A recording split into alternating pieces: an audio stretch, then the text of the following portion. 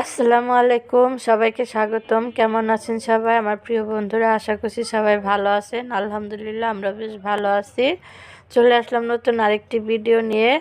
তো এখানে আমাদের কি কি বাজার আনছে আপনাদের সেটাই দেখাই দিই। তো বাজারগুলো আমি বের করে নিচ্ছি। প্রথমে মাছ বের করে নিলাম।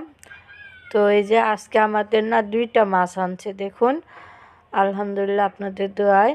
তো 2টা মাছ আনছে, একটা পাঙ্গাস আর একটা হচ্ছে শোল মাছ, দেশি শোল মাছ, তাজা একদম। এই যে পাঙ্গাসটা দেখুন, পাঙ্গাসটাও সুন্দর।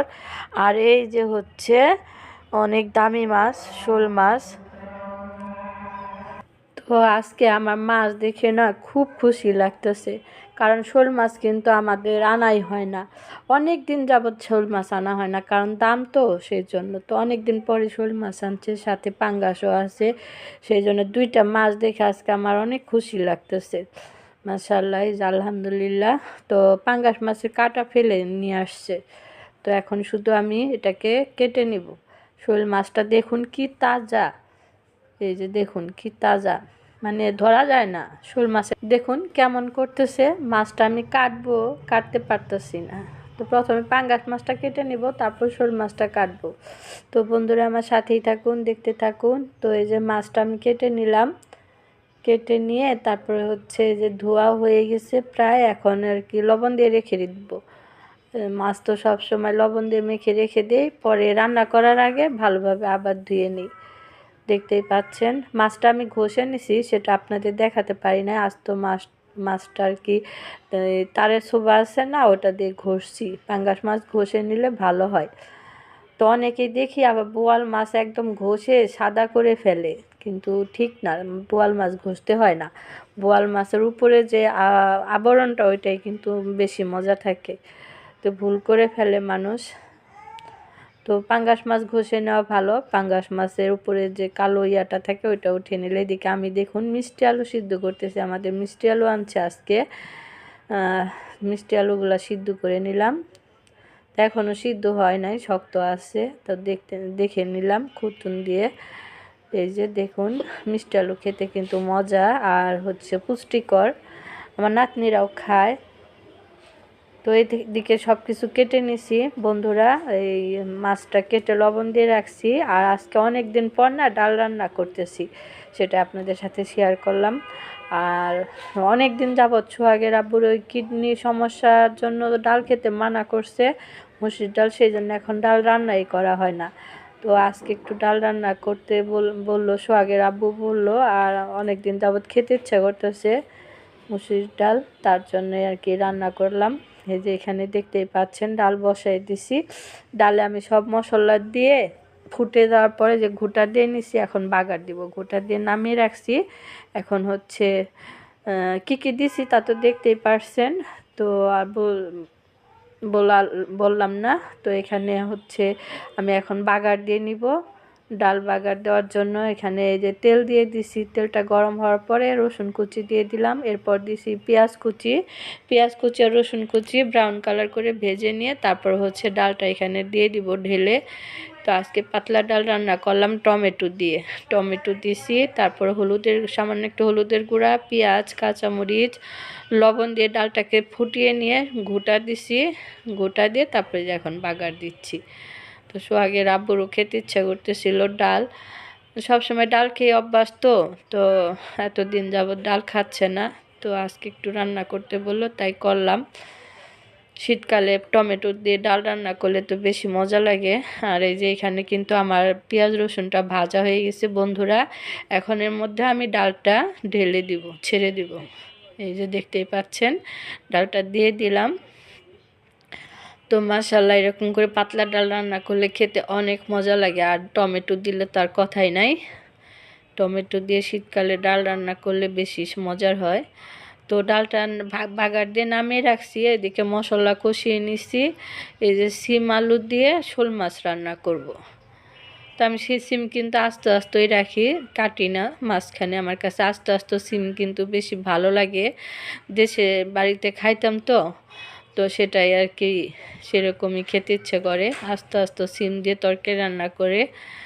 তো এখানে আমি মশলা কষিয়ে সিম আর আলুটা দিয়ে দিছি, দিয়ে এখন নেড়ে চেড়ে কষিয়ে নেব। এরপর মাছটা দিয়ে দিব। মাছটা কষিয়ে উঠে রাখা যেত, কিন্তু আজকে সময় নাই, তার জন্য আমি কষিয়ে উঠে রাখি নাই। মাছটা আমি যে সবজির সাথে কষিয়ে নিব। এরপর ঝোলের পানিটা দিয়ে দিব। তো বন্ধুরা, আজকে রান্না করতেছি শোল মাছ, শীতকালের আর কি জনপ্রিয় খাবার মাছ আর কি, প্রিয় মাছ মানুষ সবারই শোল মাছ। এই যে রান্না করতেছি, একটু মশলা কম দিয়ে রান্না করি তো, কারণ সোহাগের আব্বুর মশলা খাওয়া নিষেধ, বেশি মশলা ঝাল টাল তেল এগুলো আর কি কম দিয়ে রান্না করি। এই যে দেখতেই পাচ্ছেন, এখন আমি সিমটা কষানো শেষ হয়ে গেছে, আর এর মধ্যে মাছটা দিয়ে দিলাম, শোল মাছ দিয়ে এখন শোল মাছটাও সিম আর আলুর সাথে কষিয়ে নিয়ে এরপর পানি দিয়ে দিব। তো বন্ধুরা, আশা করি আমার রান্না আপনাদের কাছে ভালো লাগবে। আমার ভিডিওটা আপনারা দেখবেন, লাইক কমেন্ট শেয়ার করে দিবেন। এই তো আমার কষানো শেষ, এখন দিয়ে দিব পানি। বেশি কষাই না, হালকা একটু কষিয়ে নিলাম, পানি দিয়ে দিলাম। আর ঝোল বেশি দিব না, পানি বেশি দিব না, অল্প একটু পানি দিলাম। এর মধ্যে টমেটো ধনিয়া পাতা দিয়ে তরকারিটা রান্না করে নিব। তা এই যে শোল মাছ অনেকে ভেজে রান্না করে, তো আমরা এই মাছ ভেজে রান্না করি না, এভাবে কাঁচায় রান্না করি। এইভাবে রান্না করলে বেশি মজার হয় ভাজার চাইতে। আজকে অনেক রোদ উঠছে।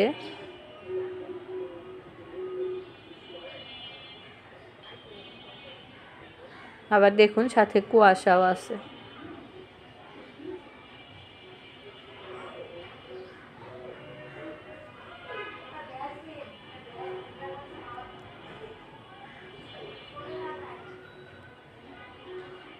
তো বন্ধুরা, আমাদের রান্না করতে করতে তো বিকেল হয়ে যায়।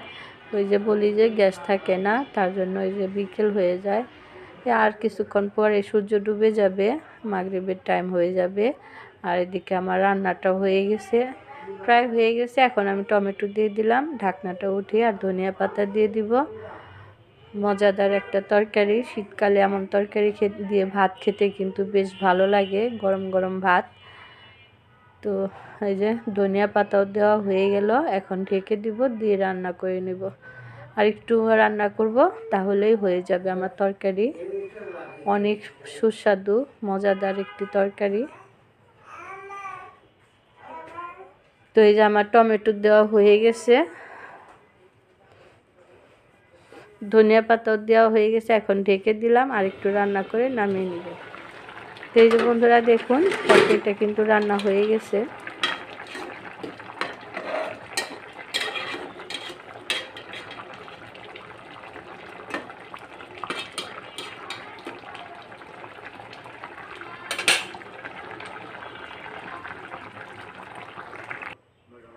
আর এই যে রান্না শেষ করে আমি খেতে বসে গেছি।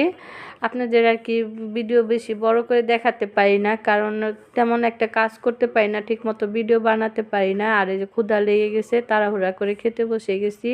আজকে রান্না করছি সিম আলু দিয়ে শোল মাছ, আর হচ্ছে পাতলা ডাল, মুসুরির ডাল। এই হচ্ছে আমাদের দুপুরের রান্না। তো আমি খেতে বসে গেছি, শোল মাছ দিয়ে আলু দিয়ে সিম দিয়ে রান্না করছি, অনেক মজার হয়েছে বন্ধুরা। আপনারা এরকম করে রান্না করে খেয়ে দেখবেন। তো আজকের মতো এখানে বিদায় নিচ্ছি, সবাই ভালো থাকবেন, সুস্থ থাকবেন, আল্লাহ হাফেজ, আসসালামু আলাইকুম।